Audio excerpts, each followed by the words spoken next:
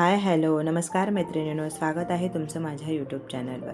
मैत्रिणींनो, आज आपण वाळवणीमधला दुसरा प्रकार बघतो आहोत. तर चला, पारंपरिक आहे हा आणि पारंपरिक पद्धतीने आपण हा पदार्थ बनवणार आहोत.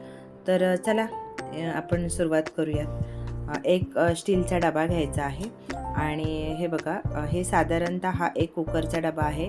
साधारणतः 1 किलोचं प्रमाण असेल असे हे मी 2 डबे घेतलेले आहेत. तर 2 किलो हा गहू असू शकतो. अंदाजे मी 2 किलो घेतलेला आहे. तर हे बघा, दोन्ही डबे ह्याच्यामध्ये ओतून घ्यायचे आहेत आणि पाण्याने स्वच्छ धुवून घ्यायचे आहेत. 2-3 वेळा पाण्याने स्वच्छ धुवून घेऊयात. हे बघा, गहूमध्ये पाण्याने धुतले ना 2-3 पाण्याने की त्याच्यात काटे वगैरे काही वर असतील त्याची हे, तर ते धुवून व्यवस्थित घेऊन घ्यायचं आहे. हे बघा, हे 2दा धुवून झालेले आहेत. झाकण लावायचं आहे आणि आता रोज 4 दिवस पाणी चेंज करायचं आहे संध्याकाळी. आता ह्या 4थ्या दिवशी आपण डायरेक्टली बघतो आहोत. तर हे बघा, अशा पद्धतीने आपले झालेले आहेत. आपण हे बघा, कसं समजायचं, गहू आपण असा फोडून बघायचा आहे. जर तो पटकन फुटला गेला तर समजावं की हा पूर्ण उमललेला आहे. हे बघा, छान भिजलेला आहे हा. आता आपण हे एक मोठं भांडं घेतलेलं आहे खाली आणि वरून जाळीचं भांडं घेतलेलं आहे. आता आपण हे सगळा गहू याच्यामध्ये काढून घ्यायचा आहे. सगळं काढायचं आहे. आता हे नळाखाली स्वच्छ 2 वेळा छान धुवून घ्यायचं आहे. धुवून घेतला ना की असा आंबट असा कुरडईला वास येत नाही, म्हणून स्वच्छ धुवून घ्यायचं आहे. आता हे बघा, हे कुकरचं भांडं घेतलेलं आहे. आता काय करायचं, प्रत्येक जी आपण वस्तू घेणार आहोत त्याला प्रत्येकाला तेल लावून घ्यायचं, नाहीतर त्याला एक चिकटपणा असतो, तो तसाच राहतो. म्हणून प्रत्येकाला तेल लावून आपण घ्यायचं आहे. हे बघा, अशा पद्धतीने सगळ्या भांड्यांना तेल लावायचं आहे. आता हे बघा, गहू ह्या कुकरच्या भांड्यामध्ये टाकायचे आहेत आणि पहिलं न पाणी टाकता असंच वाटून घ्यायचं आहे.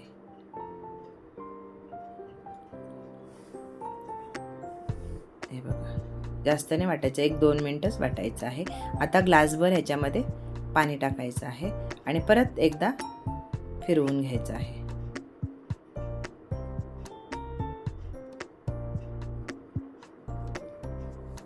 आणि आता एका पसरट भांड्यामध्ये ओतून घ्यायचं आहे.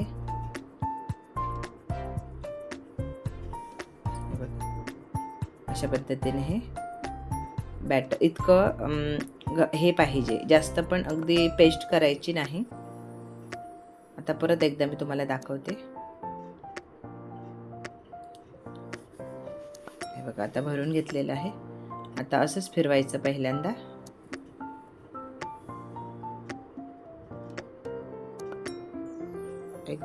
एकच अर्धा मिनटं फिरवायचं आणि आता त्याच्यामध्ये परत ग्लासभर असं अर्धा ग्लास असं पाणी टाकायचं आहे आणि परत फिरवून घ्यायचं आहे.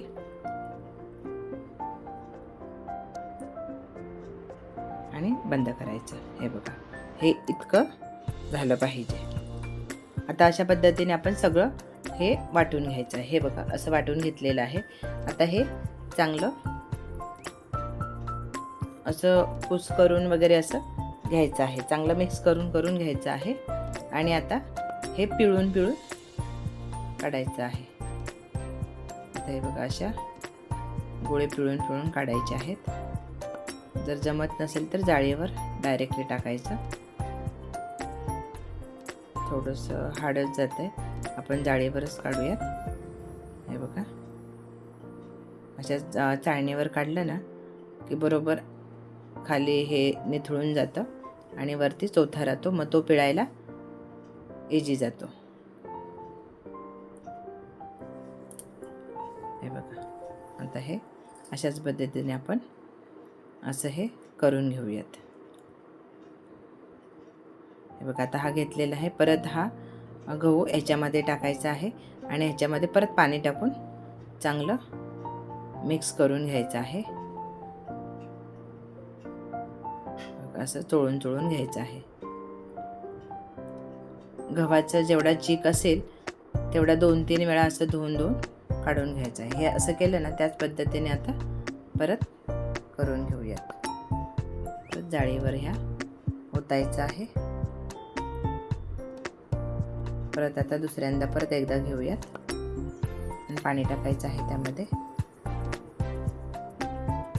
मग जितका चीक निघेल तितका काढून घ्यायचा आहे या गव्हामधून.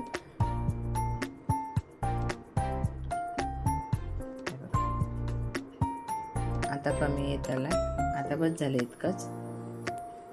3दा धुवून घेतलेला आहे मी हो. हे बघा आता एक मोठं भांडं घेतलेलं आहे. त्यामध्ये हे कॉटनचा छान कपडा बांधून घेतलेला आहे. त्यामध्ये आपण हा परत चीक एकदा सगळा गाळून घ्यायचा आहे. कारण कसं आपल्याला गाळणीवरून गाळताना अजून खाली चोथा वगैरे थोडासा जाऊ शकतो, म्हणून हे व्यवस्थित असं पुन्हा वस्त्रगाळ करून घ्यायचं आहे. अशा पद्धतीने हे सगळं आपल्याला करून घ्यायचं आहे. आता हे बघा हा चीक तयार आहे आपला. आता काय करायचं, एक 4-5 तासाने सेट होतो खाली. मग परत हे 2दा पाणी काढून टाकायचं आहे स्वच्छ. म्हणजे आता टाकलंय ना सकाळी, तर मग संध्याकाळी काढायचं आणि परत उद्या सकाळी काढायचं आहे. आता हे बघा दुसऱ्या दिवशी सकाळी स्वच्छ पाणी आलेलं आहे. आता हे काढून घेऊयात. आणि चीक खाली हे बघा अशा पद्धतीने हा चीक राहिलेला आहे. एका पळीच्या साह्याने तो व्यवस्थित असा खोलून घ्यायचा आहे. हे बघा आता आपण चीक पहिला मोजायचा आहे, कारण आपल्याला पाण्याचा अंदाज समजणार नाही, म्हणून चीक मोजायचं. कधी पण जेवढा चीक असेल तेवढाच पाणी ठेवायचं आहे. आता हे बघा परत ओतून घ्यायचं आहे. त्याच भांड्यामध्ये जितका चीक होता तितकंच पाणी घेतलेलं आहे आणि पाणी गरम करायला ठेवायचं आहे आणि त्यामध्ये नमक टाकायचं आहे. आणि हे बघा एक्स्ट्रा पाणी पण दुसरं उकळून ठेवलेलं आहे. गव्हावर डिपेंड करतं पाणी अजून हवं की नाही.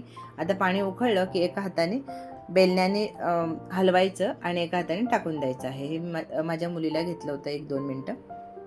हे बघा आता हे व्यवस्थित हलवून घ्यायचं आहे. छान पद्धतीने असं पटापट हलवायचं, कारण कसं आपण असं डिले काम केलं ना की मग ते गुठळी होऊन जाते. म्हणून फटाफट हे 1-2 मिनटं आता तरी फटकन करायला लागतं. हे बघा आता हे असं हलवत राहायचं आहे. मला साधारणतः हे आत्तापासून चीक होईपर्यंत 45 ते 50 मिनटं लागली.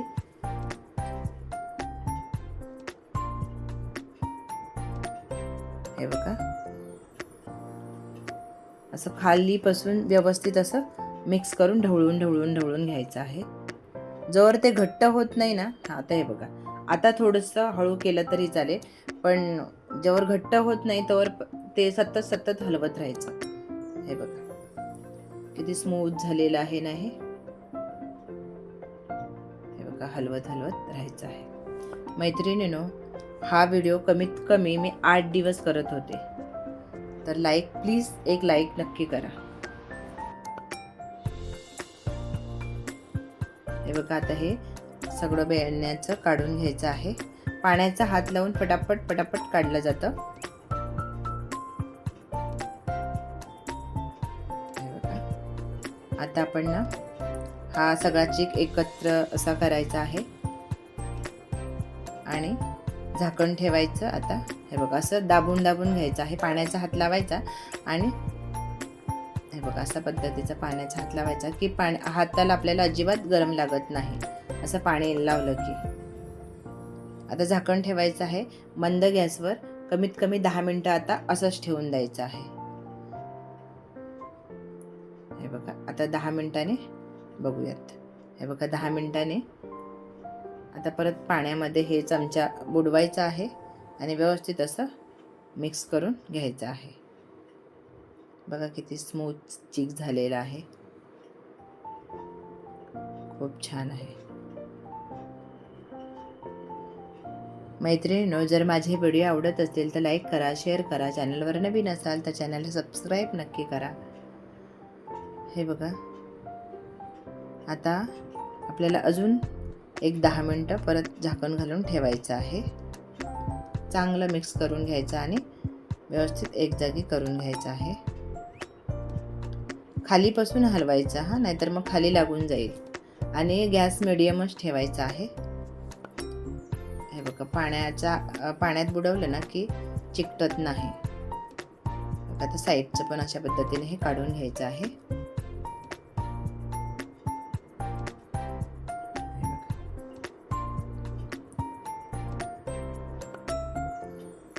हे खूप पटापट काम करावं लागतं.